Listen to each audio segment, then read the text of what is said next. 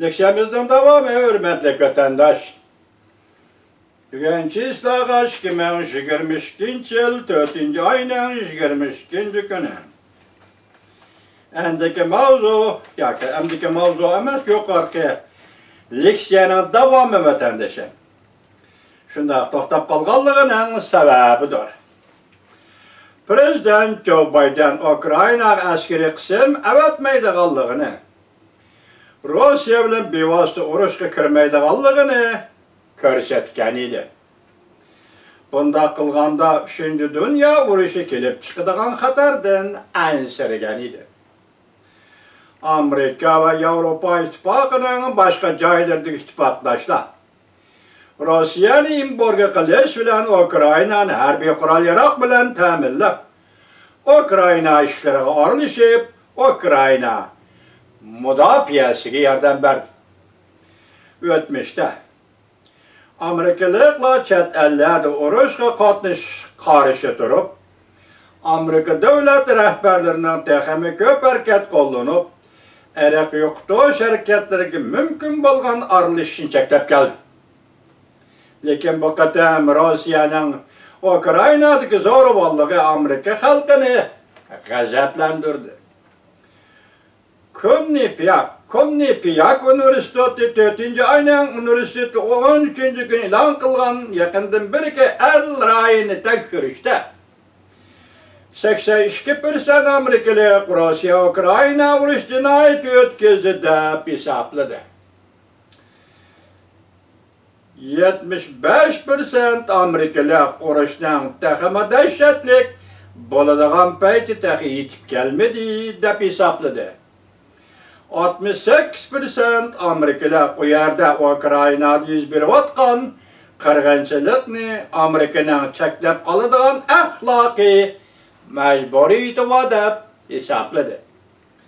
Agar Amerika Qo'shma Shtatlar Rossiya Ukrainada Iroq yo'qotish jinoyat sodir qildi deb e'lon qiladigan bo'lsa, bu nimadan darak beradi? Amerika va boshqa ahdnoma tuzishgan davlatlarning Iroq yo'qotish jinoyatini cheklash ahdnomasidagi bir turlik majburiyati. Agar bu davlatlar dalazar Iroq yo'qotish yuz beryotidi deb e'tirof qilsa, o davlatlar hech bo'lmaganda tekshirishni va aybnoma chiqarishni kafolatga ega qiladi.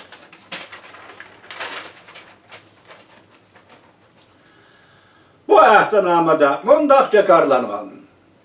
Iroq yo'qotish jinoyati o'tkazgan shaxslar va davlatlar jazolanishi kerak.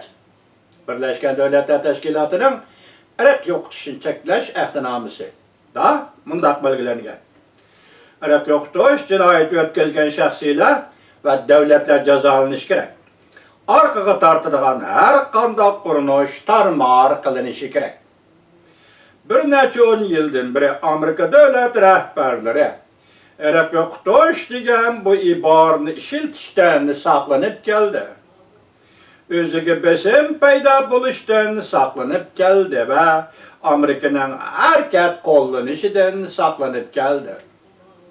1999 yılı 5. ayının 7. günü Prezident Bill Clinton Iroq yo'qotish jinoyatini e'tirof qilgan tunji Amerika prezidenti bo'lib qoldi.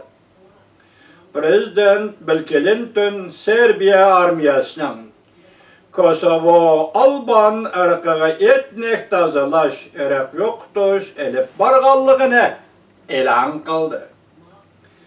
Bu ishqa NATO harbiy jihati aralashdi. 78 kunlik hujum qilish harakati qo'zg'ab, Serblar armiyasini Kosovodan chekinishga majbur qildi. Xalqaro sud kollegiyasi Serbiya davlat rahbari Slobodan Miloševićning jinoyatlariga hukm e'lon qiladigan chog'da Slobodan Milošević ham hukm e'lon qilishdan burun vafot bo'ldi. 2005 yildan boshlab dunyoviy davlat rahbarlari Iroq yo'qotishni uruş cinayetini ve insaniyetke karşı cinayet sadır kılışlağa kollektif hareket kollanış mecburiyetini prinsip cihette kabul kıldı.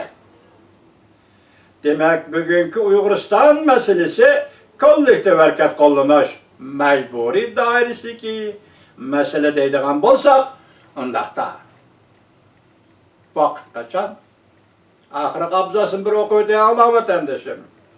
2005 yılından başlap dünyavi devlet rehberleri Irak yok tüşne, uruş cinayeti ve insaniyetke karşı cinayetini sadır kılışlağa kollektif hareket kollanış mecburiyetini prinsip cihette kabul kıldı. Ahirki cümle meninki, demek bugünkü Uyguristan meselesi kollektif hareket kollanış mecburiyeti dairesideki mesele deydiğen bolsa, ondaqda vakit kaçan